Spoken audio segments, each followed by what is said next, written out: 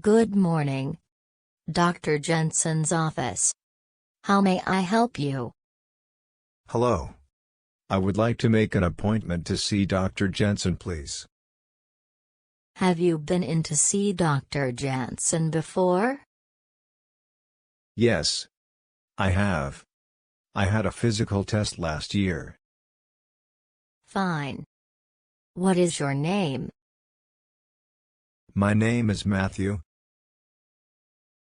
Thank you, Mr. Matthew. Let me pull up your file. Okay. I have located your information. What is the reason for your making an appointment? I have not been feeling well lately. Do you need urgent care?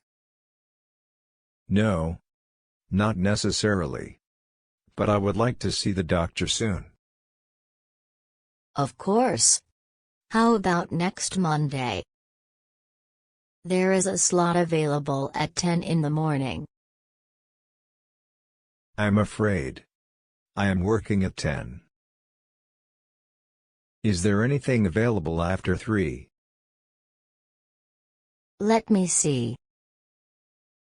Not on Monday.